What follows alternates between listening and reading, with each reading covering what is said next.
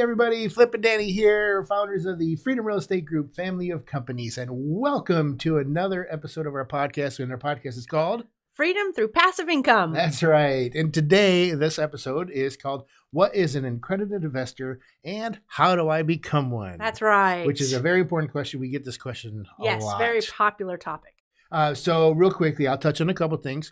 How to become an accredited investor. Number one, you as an individual, you make $200,000 a year, and you've done this for the last 2 years, and you expect to do the same next year. Or if you're married as a couple, you make $300,000 for the last 2 years, and you expect to make the same this coming year. That's the first way. The second way is to have at least $1 million in net worth minus your personal residence. So if your personal residence is $500,000, you need to have a net worth of at least $1.5 million. Now, this is either or. You don't have to be both of those to be an accredited investor. It's one or the other. Now, this is very important. And why is this important, Danny? This is important because accredited investors have the world of investing at their fingertips. They are given the opportunity to invest in absolutely anything that they want to. And that's because the SEC says that if you have had the ability to accumulate this kind of wealth, whether it be the net worth example or the income example, then they say that they feel like you have the knowledge and the experience and you're savvy enough to be able to take risks in other investments.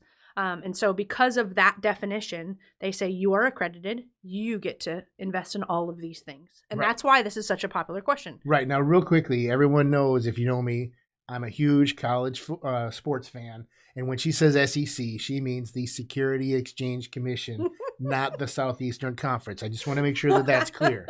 Is why the Southeastern Conference would care that you're an accredited investor. I don't know. I was wondering how you were going to fit the fun in on this episode. You're welcome.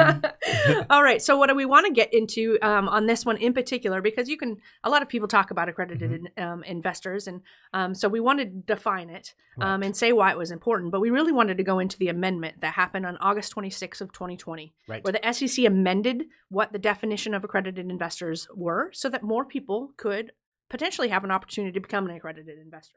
And so the first one is you can have a Series 7, 65, and 82. Not or, and. You can have these three licenses. They're financial licenses. These are financial licenses, yes.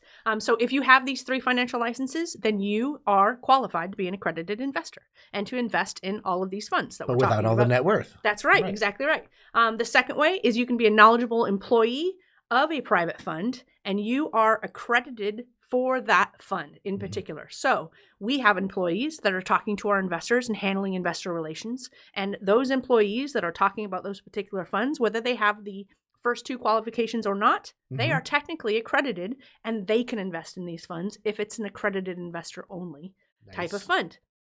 Right? So that's another great one.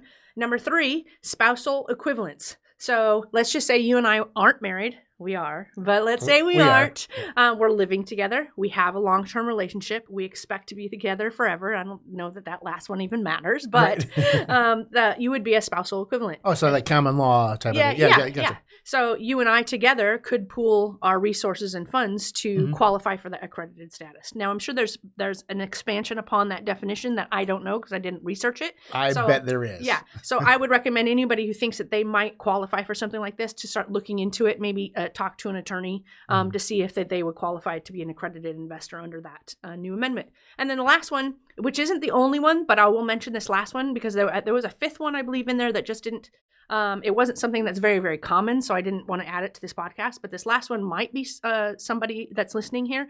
You can have an LLC or you can have a family office that has $5 million in assets. And if you have $5 million in assets and you are an LLC or a family office, then you qualify to be an accredited investor. Now, a family office is somebody who is running wealth management, essentially, for a wealthy family or wealthy individual. So that's not necessarily as common, but because that one of the bullet points was the LLC having $5 million and the family office was like 2 bullet points down. I was like, I'm just going to mention them both because you never know who's listening. So that's another way that you can qualify under this new amendment. So I would encourage you, if any of these things seem like something that you might qualify for, Google August 26, 2020 amendment to SEC accredited status, and you're going to find these definitions, look into them and see if you qualify under them.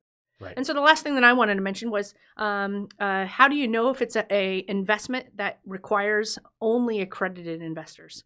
Most of the time, you're just going to want to ask. So Right. if you see something advertised, you're going to go, is this for accredited investors only?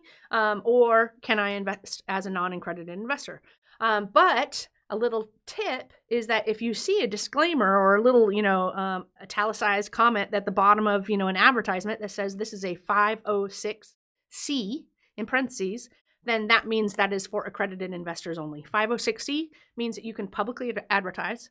You can be on Facebook just going, this is this is what we're investing in. We are raising money. Come invest with us. If you see that, it's 506C. Because anything else for non-accredited investors, we're not allowed to advertise. So if you see it on Facebook, it's an automatic 506C.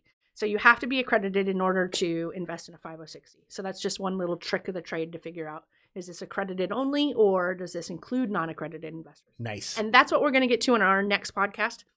We're going to talk about a lot of non-accredited investors don't think that they can invest in real estate.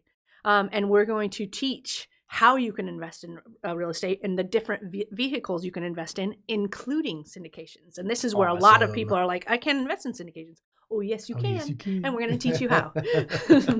Well, awesome. Well, make sure that we hope that you enjoyed this information, but make sure you join us on our Facebook group, which is right up here, facebook.com/groups/ Freedom through passive income. That's right. And if you're not on Facebook, which we totally get, right down here is our website, which is freedomcapitalinvestments.com. But make sure you love, all these videos, and make sure you comment. Review. Yeah, please tell us how we're doing. Ask us any questions. That'll help us also. We've only got 300 more videos to do the rest of this year. So, but ask us any questions that you got. We'll make sure that we touch on those as well. But like we like to do for all of our episodes, we always end with Invest smart. live happy. Bye, everybody. Bye. Nothing in the show should be considered specific, personal, or professional advice. Please consult an appropriate tax, legal, real estate, financial, or business professional for individualized advice. Opinions and information on the show are not guaranteed. All investment strategies have the potential for profit or loss.